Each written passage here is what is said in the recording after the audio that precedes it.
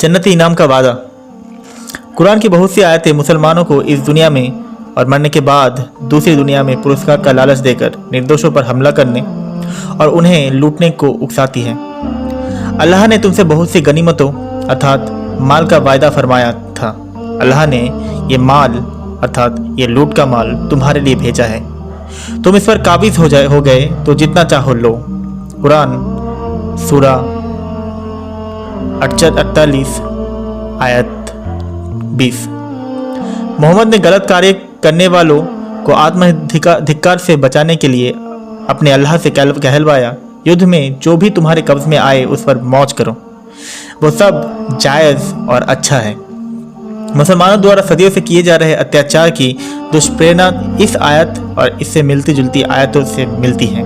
तैमुरलंग 1336 से 1405 ईस्वी, जिसका जीवन काल था, एक क्रूर इंसान था और डकैती व मारकाट की बदौलत सुल्तान बना।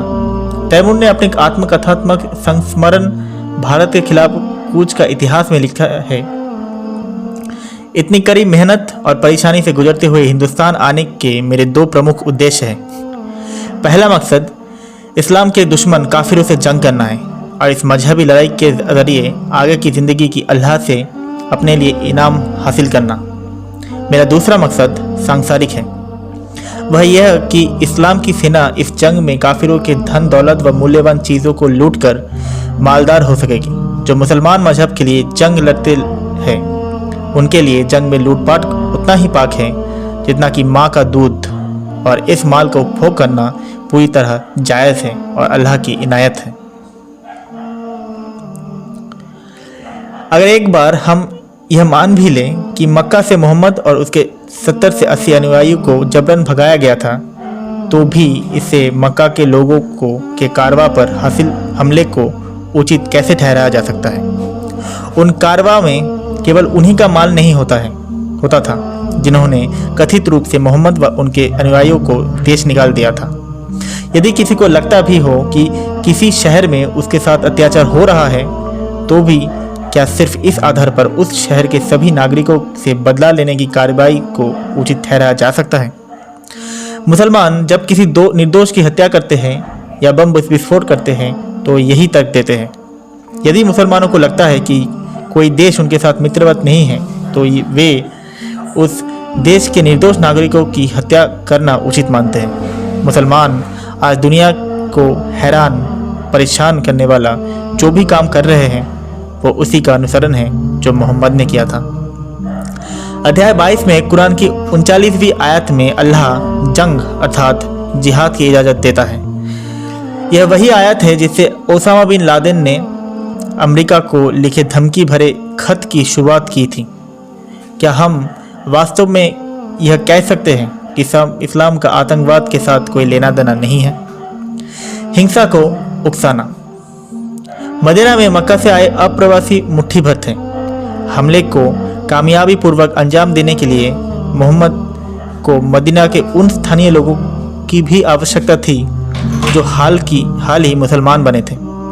ऐसे नए मुसलमानों को मोहम्मद अंसार अर्थात मददगार कहकर बुलाता था। हालांकि मदीना वालों ने इस्लाम इसलिए नहीं कबूल किया था कि वे मक्का से आने वाले कारवा पर हमला करें या लूटें। अल्लाह में विश्वास करना एक बात है, पर हमला करना, लूटपाट करना और लोगों की हत्या करना अलग बात है। मोहम्मद से पहले अरब के लोग धार्मिक जंग के आदी नहीं थे। आज भी ऐसे बहुत से मुसलमान हैं जो अल्लाह को मानते हैं, लेकिन धर्म के नाम पर दूसरों की हत्या करना या जंग करना ठीक नहीं मानते। ऐसे उदार अनुयायियों के दिमाग में कट्टरता भरने के लिए मोहम्मद ने अपने अल्लाह से यह हुक्म जारी करवाया। हुक्म यह था कि मुसलमानों, तुम पर जिहाद फर्ज किया गया, यह तुम्हारी भलाई के लिए है। यह कोई अजूबा नहीं कि तुम किसी चीज़ अर्थात जिहाद को नापसंद करो, हालांकि वह तुम्हारे हक में बेहतर हो, और तुम किसी चीज़ को पसंद करो हालांकि वह तुम्हारे हक में बुरी हो, और अल्लाह तो जानता ही है मगर तुम नहीं जानते। कुरान चैप्टर 2 आयत 216।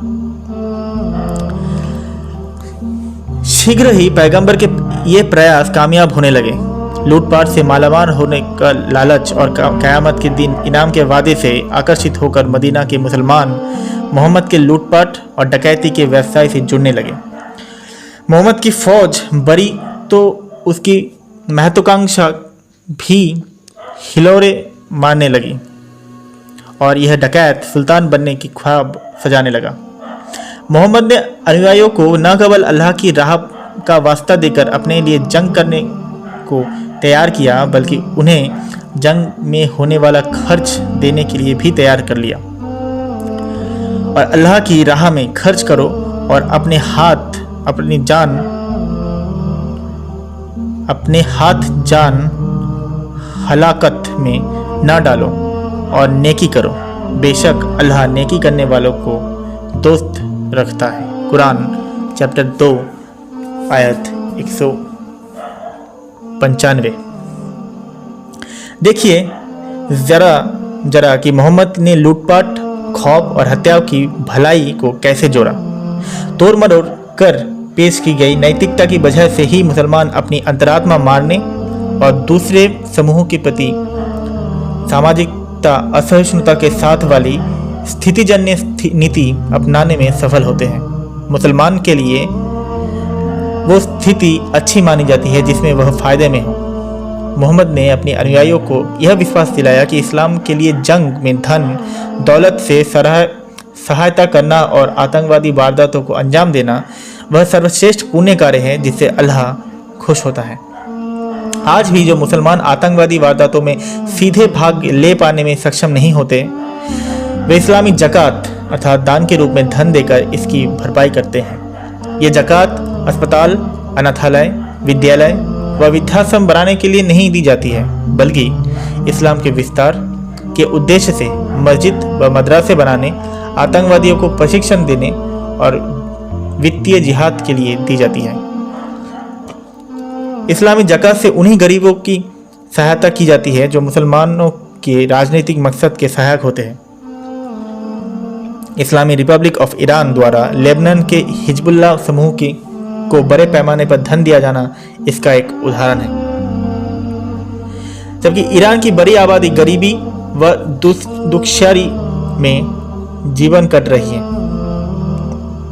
ईरान में जो किस्मत वाले हैं वो कुछ काम पा जाते हैं, पर इन्हें भी $100 प्रति माह यानी 5-6 हज़ार मासिक पगार में जिंदा रहना पड़ता है। ईरान में लोग रोटी, कपड़ा व रोजगार की किल्लत से जूझ रहे हैं। ऐसे में भी ईरान द्वारा लेबनानियों पर धन लुटाने का क्या मतलब है? दरअसल ईरान लेबनानियों को इस्लाम की अच्छी सूरत दिखाकर इजराइल के विरुद्ध युद्ध में इस्तेमाल करना चाहता है। जब लोग मोहम्मद के सैन्य अभियानों के लिए पर्याप्त धन नहीं देते थे तो वह गुस्से में उन्हें हिचकारते हुए कहता था, अरे और तुम्हें क्या हो गया है जो तुम अपने माल अल्लाह की राह में खर्च नहीं कर रहे। अल्लाह ही दोनों जहान अर्थात जमीन व आसमान का मालिक व वारिस है। तुम में से जिसने फतह से पहले धन दौलत खर्च किए, जंग लड़े अर्थात जिहाद किए, उनका दर्जा उनसे कहीं बढ़कर है जो लोग बाद में लड़े खर्च किए। अल्लाह ने नेकी का वादा सबसे किया है और अल्लाह तुम्हारे हर किए या ना किए से वाकिफ है। कुरान सूरा 57 आयत 10। मोहम्मद ने बहुत चालाकी से अपनी जंग के लिए मुसलमानों द्वारा खर्च किए जा रहे धन को अल्लाह को दिए गए ऋण के रूप में पेश कर दिया और वादा किया कि इसका फल ब्याज सहित मिलेगा। तुम में से कौन कौन ऐसे हैं जो अल्लाह को कर्जा देने की इच्छा रखते हैं? जान लो अल्लाह इस उधार के बदले कई गुना देगा और वह भी जन्नत के लिए के सिला के साथ। कुरान चैप्टर 57 आयत 11।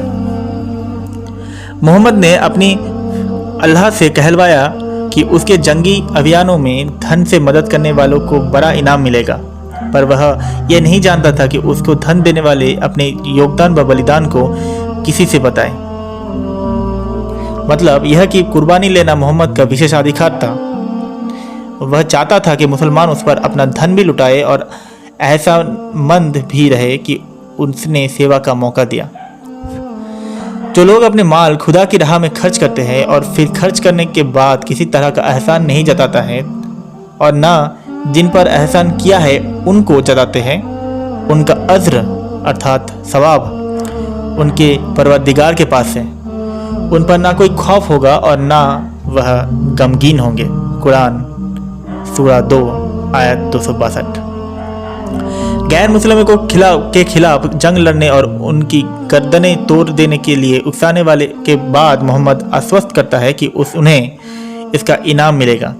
तो जब जंग में तुम्हारे सामने काफिर आए तो उसकी गर्दन मरोड़ दो और जब उस पर काबू पालो तो जब तक जंग खत्म ना हो जाए उन्हें कैदी बनाए रखो और इसके बाद चाहो तो एहसान दिखाते हुए आज़ाद कर दो या फिर छोड़ने के बदले फिरौती लो। याद रखो कि अल्लाह चाहता तो काफिरों से और तरह से बदला लेता और उनसे वसूलता, पर उसने चाहा कि तुम्हारी आजमाइश इस तरह की जाए। अल्लाह अपनी राह में शहीद हुए लोगों के कार्यों को ज़ाया नहीं होने देगा। कुरान सूरा 47 आयत 4। दूसरे शब्दों में अल्लाह मुसलमानों की मदद के बिना भी काफिरों को कत्ल करने में सक्षम है, लेकिन वह आस्था परखने के लिए यह काम मुसलमानों से कराना चाहता है। यह इस प्रकार अल्लाह उस माफिया या ठगों के गिरोह का गॉडफादर की तरह है जो अपने आदमियों को अपनी निष्ठा साबित करने के लिए हत्या करने को कहता है। इस्लाम में आस्तिकता की परख खून का प्यासा होने और कत्ल करने के लिए तैयार रहने से की जाती है।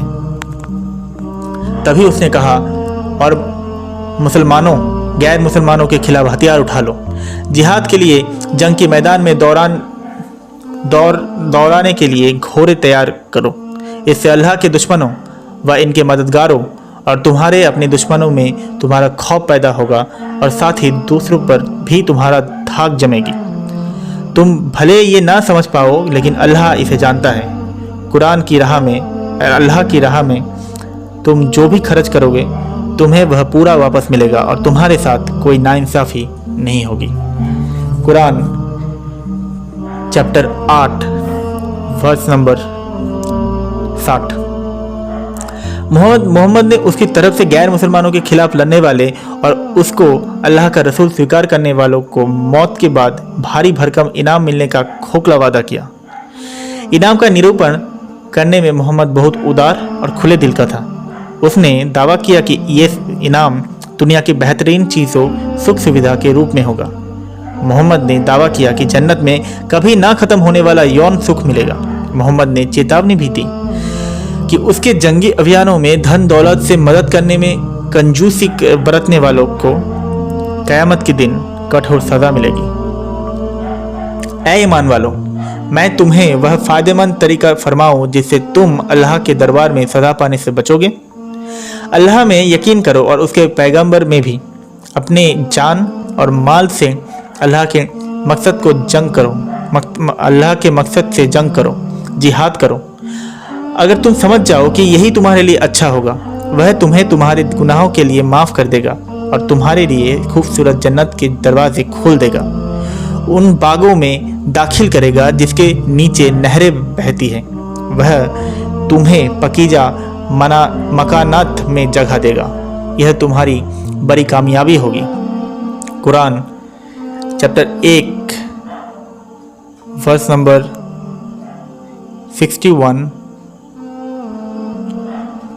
10 से 11।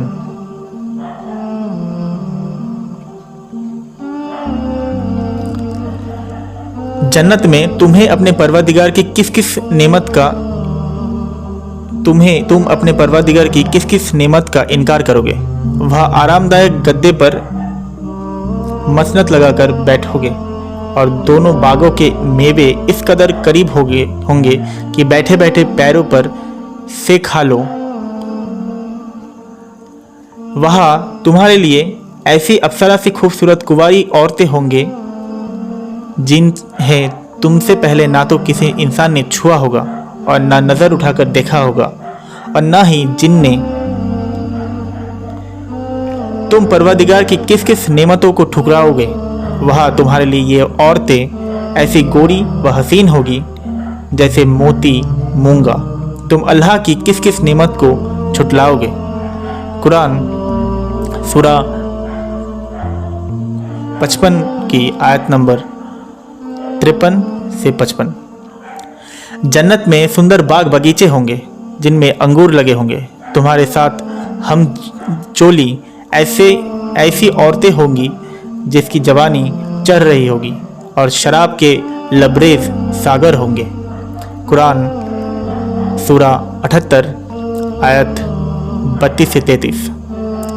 अल्लाह और इसके रसूल में ईमान लाओ और जिस माल का अल्लाह ने तुमको नाइब किया है उसमें से अल्लाह की राह में जिहाद में खर्च करो, क्योंकि तुम में से जो भी अल्लाह व उसके रसूल में विश्वास करेगा और अल्लाह की राह में खर्च करेगा उसे बड़ा अज्र मिलेगा। कुरान सूरा 57 आयत 7। ये और इस तरह की दूसरी आयतें यह समझने के लिए पर्याप्त है कि इतनी सारी इस्लामिक दीनी संस्थाएं आतंकवादी संगठनों का वित्त पोषण करते क्यों पकड़ी गई है, अर्थात उन्हें पैसा देते पकड़ी गई है। सामान्य इंसान सोचता होगा कि दान और आतंकवाद दोनों एक दूसरे की बिल्कुल विरोधी है, लेकिन मुसलमान ऐसा नहीं सोचता। इस्लामी दीनी संस्थाएं इस्लाम के प्रचार और जिहाद के समर्थन के लिए बनाई गई है। हमारे लिए यह आतंकवाद है, जबकि मुसलमानों के लिए यह एक फर्ज है, पवित्र जंग है और अल्लाह की नज़र में सर्वाधिक प्रशंसनीय कार्य है। इसलिए अल्लाह की राह पर जंग करना मुसलमानों के लिए अध्यादेश है जिसे सारे मुसलमानों को मानना अनिवार्य है। मोहम्मद ने अप्रवासियों को अपने ही लोगों के खिलाफ भड़काया, उकसाया और उन लोगों से बदला लेने का आह्वान किया। मुसलमानों, काफिरों से लड़ आओ, यहाँ तक कि कोई फसाद बाकी ना रहे, ताकि सारी दुनिया अल्लाह के दीन के रंग में रंग जाए। कुरान सूरा 8 आयत नंबर 39। जब मोहम्मद के कुछ अनुयायियों ने जंग में भाग लेने से अनिच्छा जाहिर की तो उसने इनको खूब कोसा और मनमाफिक हुक्म सुनाते हुए अल्लाह के हवाले नई हिदायत जारी करवाई, जिसमें उन लोगों को भयानक नतीजे भुगतने की चेतावनी दी गई जो मोहम्मद के आदेश की अवहेलना कर रहे थे। और कुछ मोमिन कहते हैं जिहाद के बारे में कोई सूरा नाजिल क्यों नहीं होती, लेकिन जब इस बारे में एक स्पष्ट सूरा नाजिल हुई और उसमें जिहाद की बात कही गई तो कुछ लोग जिनके दिल में मरज है तुम्हारी और ऐसी शक्ल बनाकर देखते हैं जैसे मौत के डर से उनमें मुर्दनी बेहोशी छाई हो, ऐसे लोगों को भी अपना दुश्मन समझो और उनसे भी जंग करो। कुरान सूरा 47 आयत 20। ये आयत सिर्फ एक बात कहती है कि इस्लाम की प्रकृति ही लड़ाका है। जब तक लोग इस्लाम में यकीन रखेंगे और कुरान को अल्लाह के शब्द मानते रहेंगे, तब तक इस्लामी आतंकवाद इस तरह नंगा नाच करता रहेगा।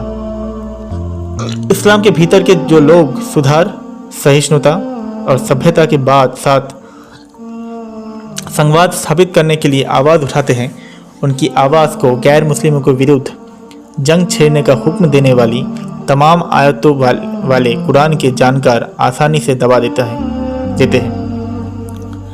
अल्लाह की राह में जंग अर्थात जिहाद करो।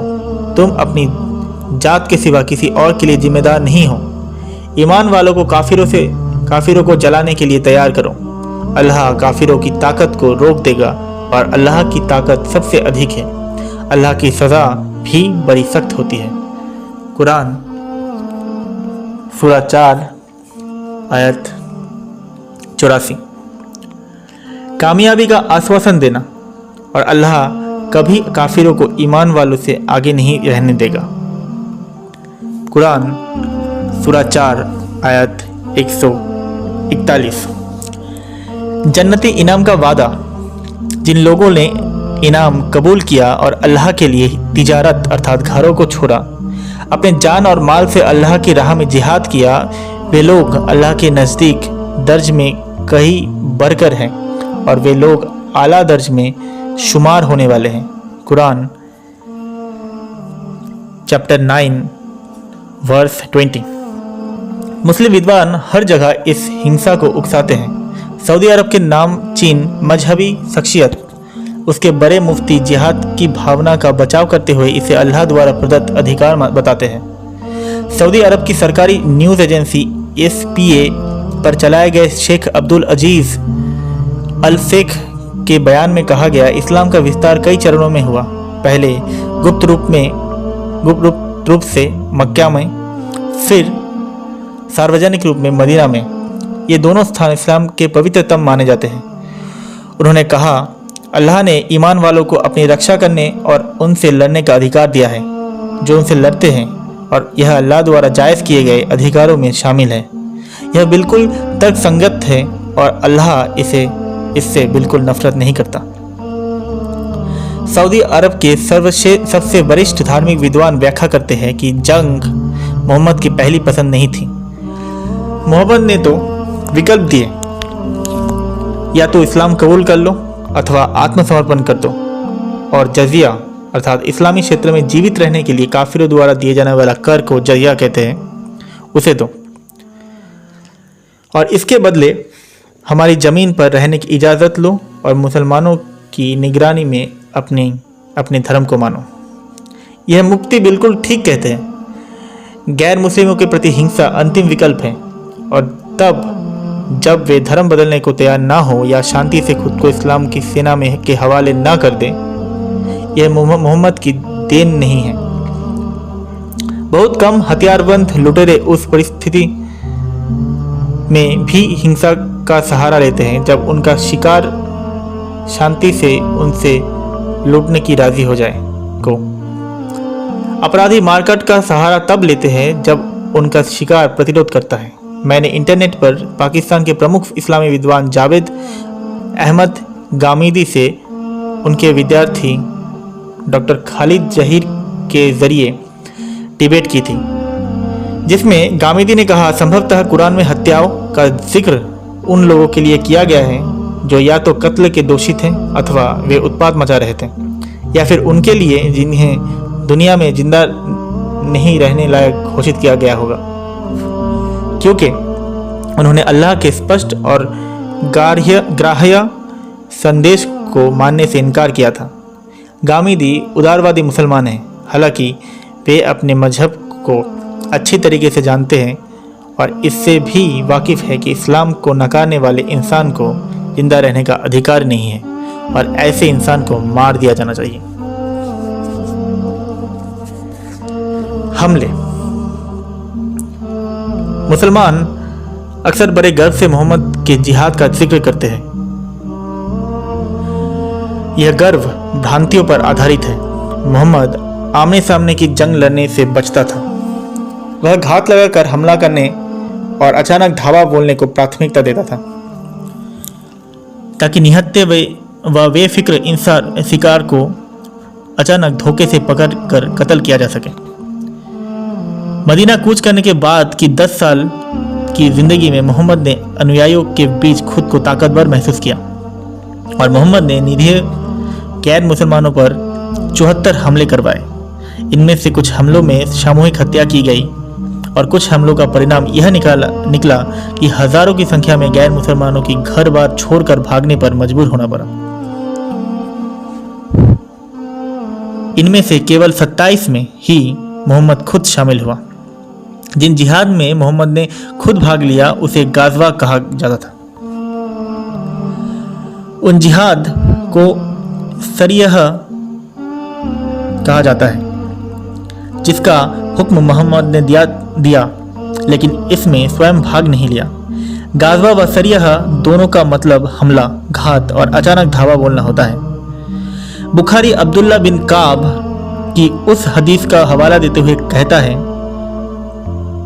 अब्दुल्ला बिन काब ने कहा, जब भी अल्लाह के रसूल के मन में गाज़वा करने की इच्छा होती तो वे अपने असली इरादे छिपा लेते थे और दूसरी तरह के गाज़वा की ओर इशारा करते। जब मोहम्मद ने जंग में भाग लिया, वह हमेशा अपनी फौज के साथ विशेष सुरक्षित घेरे में पीछे ही खड़ा रहा। मोहम्मद के किसी भी प्रामाणिक जीवन वृत्त में यह पढ़ने को नहीं मिलता है कि वह कभी खुद लड़ा हो। मक्का में लड़ी गई एक जंग जिसे सैक्रिलीजियस वार यानी धर्म द्रोह युद्ध कहा जाता है। इसमें मोहम्मद ने अपने चाचाओं की सुरक्षित आड़ में भाग लिया। मोहम्मद तब करीब 20 वर्ष का था और इस जंग में उसका काम संघर्ष के दौरान दुश्मन द्वारा छोड़े गए तीरों को इकट्ठा कर अपने चाचाओं को देना था। जैसा कि म्यूर व्याख्या करते हैं कि जीवन काल के किसी हिस्से में शारीरिक साहस और जंगी दिलेरी के गुण पैगंबर की विशेषता नहीं रहे। मोहम्मद और उसके आदमियों ने नगरों में निवासियों को चेतावनी दिए बिना घात लगाकर हमला किए, निहत्थे नागरिकों पर चढ़ाई की और जितनों को मार सकते हैं मार डाला। इन समुदायों के घर, दौलत, पशुधन, हथियार व अन्य सामानों को लेकर चले गए। साथ में उनके बीवी बच्चों को भी उठा ले गए। ये हमलावर कभी कभी महिलाओं व बच्चों को फिरौती लेकर छोड़ते थे या फिर महिलाओं व बच्चों को गुलाम बनाकर रखते थे अथवा बेच देते थे। आगे इन हमलों का विवरण दिया गया है। रसूल ने अचानक बनु मुस्तलिक पर बिना चेतावनी दिए हमला कर दिया। हमले के वक्त बनु मुस्तलिक के लोग बेपरवाह थे और उनके पशु जल स्रोत पर पानी पी रहे थे। हमले से बचाव करने निकले लोग मार दिए गए और हमलावर उनकी महिलाओं व बच्चों को बंदी बनाकर उठा ले गए। रसूल को उस दिन जुबैरिया मिली। नाफे ने कहा कि इब्न उस उमर ने उन्हें घटना की तफसील ऐसी बताई है और इब्न उमर उन हमलावरों की फौज में शामिल था। मुस्लिम इतिहासकार बताते हैं इस जंग में मुसलमानों ने 600 लोगों को कैदी बनाया। लूट के माल के रूप में 2000 ऊंट और 5000 बकरियां थीं।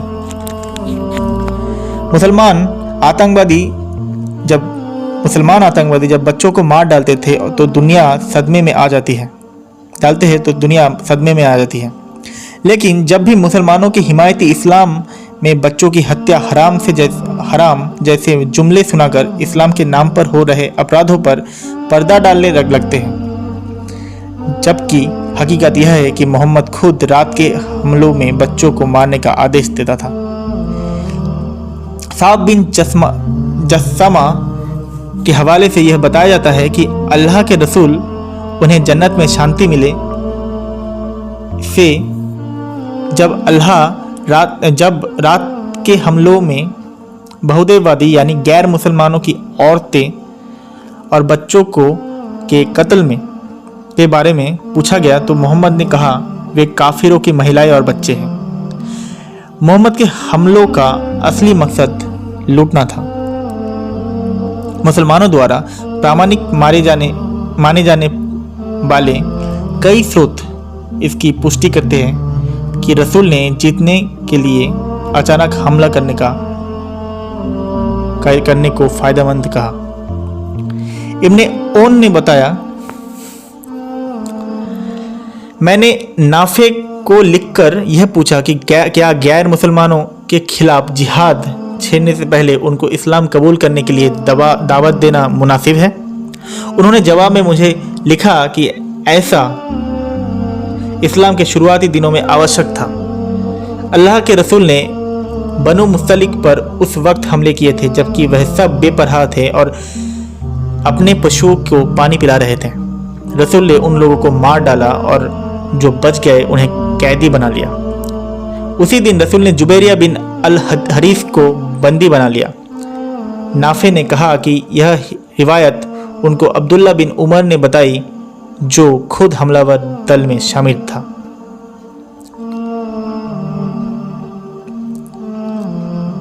अर्थात मोहम्मद के जीवन से अनुसार बच्चों और औरतों को भी अगर काफिरों की हो तो मारा जा सकता है और उनको बिना इस्लाम की दावत दिए भी और बिना चेतन किए बिना अटैक किया जा सकता है। नागरिकों पर इस तरह के इस कायरानापूर्ण ढंग से हमले करने को जायज़ ठहराने के लिए मुस्लिम इतिहासकार अक्सर पीड़ितों को ही इस्लाम के खिलाफ साजिश रचने का आरोप आरोपी ठहराते हैं।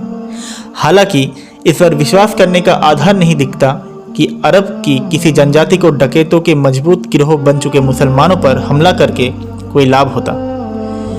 इस दावे के विपरीत बहुत सी जनजातियों ने अपने को सुरक्षित रखने के लिए तुष्टीकरण की नीति अपनाते हुए मोहम्मद से संधि कर ली थी। जब मोहम्मद ताकतवर हो गया तो उसने इन संधियों को तोड़ दिया। लूटपाट में डकैतों के इस गिरोह को केवल धन दौलत ही नहीं मिलती थी, बल्कि सेक्स गुलाम भी मिलते थे। जुबैरिया एक खूबसूरत युवा महिला थी। मोहम्मद के आदमियों ने उसकी पति की हत्या कर दी। इसके बाद जुबैरिया को सेक्स गुलाम बनाकर ले जाया गया और उसे मुसलमान बनने पर मजबूर किया गया।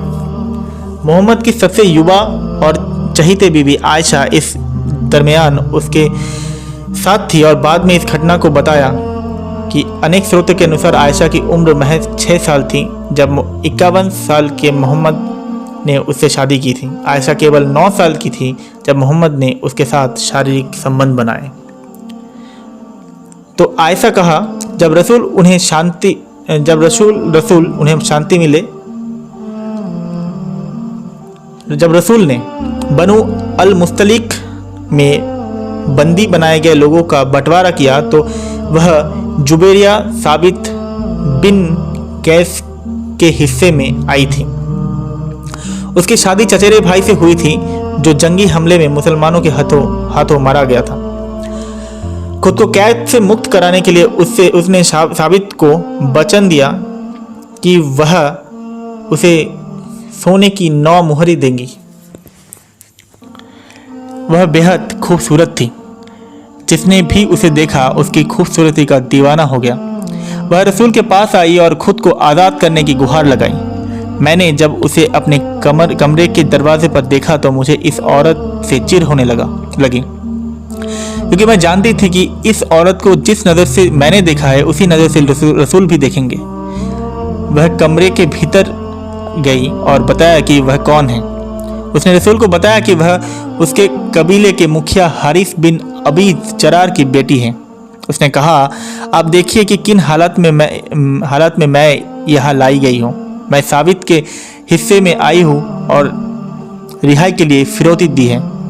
मैं आपसे मदद मांगने आई हूँ। इस पर रसूल ने कहा, क्या तुम उससे बेहतर कुछ चाहती हो? मैं तुम्हें ऋण से मुक्त कर दूंगा और तुमसे शादी करूंगा। उसने कहा, हाँ। फिर अल्लाह के रसूल ने जवाब दिया, तो पक्का। यह विवरण मोहम्मद की बहुत सारी हसादियों के पीछे के मकसद को स्पष्ट करता है। मोहम्मद व उसके आदमियों ने जुबैरिया के पति को बिना किसी उकसावे के हमले करके मार डाला। वह बनु मुस्तलिक कबीले के मुखिया की बेटी थी और वह होने वाली राजकुमारी थी। उसे गुलामी जैसी स्थिति में ला दिया गया और वह मोहम्मद की डकैती के गिरोह के एक ठग के कब्जे में रही। हालांकि उसकी खूबसूरत सूरती को देखते हुए मोहम्मद ने उसे आज़ाद करने का प्रस्ताव दिया और इस शर्त के साथ कि उससे शादी करनी होगी। क्या इसे आज़ादी कहेंगे? उसके पास और क्या विकल्प था? उसके पास और क्या विकल्प था? मतलब उस लड़की के पास क्या और विकल्प था? यदि मोहम्मद उसे आज़ाद भी कर देता तो वो कहाँ जाती? इस्लाम के हिमायती कहते हैं कि मोहम्मद की बीवियों में अधिकतर विधवा औरतें थीं। इससे ऐसा भ्रम होने लगता है कि मोहम्मद ने शादी करके उन पर दया की थी। लेकिन यह लोग यह बात गोल कर जाते हैं कि ये सारी विधवाएं युवा व खूबसूरत थी और ये सब विधवा इसलिए हुई थी क्योंकि मोहम्मद ने उनके पतियों को हत्या कर दी थी। उस वक्त जुबैरिया 20 साल की थी जबकि मोहम्मद 58 साल का था। इस्लामी इतिहासकार यह स्वीकार करते हैं कि मोहम्मद केवल उन्हीं औरतों से शादी करता था जो जवान, खूबसूरत और बिना बच्चे वाली होती थी। केवल एक अपवाद है सऊदा का। मोहम्मद ने अपने बच्चों की देखरेख के लिए इससे जब शादी की थी तो वह 30 साल की थी। एक हदीस के अनुसार मोहम्मद को जब दूसरी खूबसूरत व जवान औरतें मिल गई तो उसने सऊदा के साथ सोना बंद कर दिया। मोहम्मद की सभी बीवियों बीवियां या तो किशोरावस्था में थी या फिर नव यौवना, जबकि मोहम्मद अपनी उम्र के 50वें या 60वें दशक में था। इतिहासकार तबरी बताते हैं कि मोहम्मद ने अपनी सगी चचेरी बहन हिंदा बिनते अबू तलीब से अपनी शादी के लिए मनोहर की, लेकिन जब उसने बताया कि उसके एक बच्चा है तो उसने उससे दूरी बना ली। एक और औरत जिया बिनते अमीर थी। मोहम्मद ने किसी से कहा कि उससे शादी के लिए जियाहा को मनाए। जियाहा ने प्रस्ताव कबूल कर लिया, लेकिन मोहम्मद को उसकी उम्र के बारे में बताया गया तो उसने इरादा बदल लिया। जरीर इब्ने अब्दुल्लाह नाम के मोमिन ने वर्णन किया है कि एक बार मोहम्मद ने उससे पूछा, क्या तुम्हारी शादी हो गई? जरीर ने कहा हाँ। तब मोहम्मद ने पूछा, किसी कुंवारी से की या शादीशुदा से? जरीर ने कहा शादीशुदा थी वह। फिर मोहम्मद ने उससे पूछा, तुमने किसी कुंवारी से शादी क्यों नहीं की, ताकि तुम उसके साथ खेलते और वह तुम्हारे साथ? अल्लाह के रसूल के लिए औरत केवल यौन सुख की वस्तु थी। मोहम्मद की नज़र में औरत केवल एक चल संपत्ति थी और औरत नाम की इस संपत्ति का काम केवल पति को यौन सुख देना और बच्चे पैदा करना था। बलात्कार। मोहम्मद ने अपने आदमियों को हमले में बंदी बनाई गई औरतों के बलात्कार की इजाज़त दी थी। हालांकि औरतों को कैद करने के बाद मोमिन द्वंद्व में पड़ जाते थे। वे इन औरतों के साथ यौन संबंध बनाना चाहते थे, लेकिन उन्हें फिरौती पाने के लिए छोड़ना भी चाहते थे। इसलिए वे नहीं चाहते थे कि ये औरतें गर्भवती हो जाए। इनमें से कई औरतें पहले से शादीशुदा होती थीं, जिनके पति किसी तरह बच निकलने में कामयाब हो गए थे और अभी भी जिंदा थे। इसके तौर के लिए उन्हें क्वाइट्स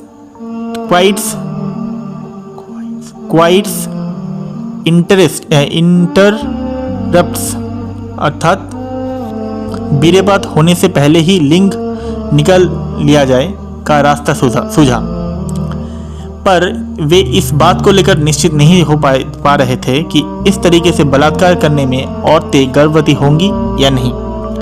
वे मोहम्मद के पास इस बारे में सलाह लेने गए। बुखारी में बताया गया, अबू सईद ने कहा, हम अल्लाह के रसूल के साथ बनु अल मुस्तलिक के जवाब पर गए थे और हमें वहाँ पकड़ी गई अरबी औरतों में अपने हिस्से की औरतें मिली। औरतों को पाने की हमारी इच्छा भी खूब थी। ऐसे में ब्रह्मचर्य का पालन करना हमें मुश्किल लगने लगा। तब हमें योनि के बाहर वीर्यपात का तरीका ठीक लगा। तब हमने इस तरीके से संभोग करने का इरादा किया तो हमने कहा, अल्लाह का रसूल हमारे बीच है, तो हम उससे पूछे बिना इन औरतों से इस तरह का सहवास अर्थात योनि से बाहर वीर्यपात कर सहवास कैसे करें। हमने रसूल से इस बारे में पूछा तो उन्होंने कहा, बेहतर होगा कि तुम वो ना करो बल्कि खुलकर सहवास करो, क्योंकि क़यामत के दिन तक जिसको आना है वह तो आएगा। मतलब जो भी बच्चा होगा वो तो बच्चा वैसे भी होगा, तो तुम खुलकर कर सकते हो। ध्यान दीजिए कि मोहम्मद ने जिहाद में पकड़ी गई औरतों का बलात्कार करने से मना नहीं किया, बल्कि इससे उलट वह कह रहा है कि अल्लाह कुछ सृजन चाहता है तो उसे कोई रोक नहीं सकता। दूसरे शब्दों में, शुक्राणुओं के न होने पर भी गर्भ होने से कोई नहीं रोक सकता। इसलिए मोहम्मद कहता है कि वीर्यपात रोग का सहवास बेकार है और यह गलत सलाह भी है, क्योंकि ऐसा करना अल्लाह की अपरिहार्य इच्छा को चुनौती देने जैसा है। मोहम्मद ने इन कैदी औरतों में जबरन वीर्यरोपण के खिलाफ एक लफ्ज़ भी नहीं कहा।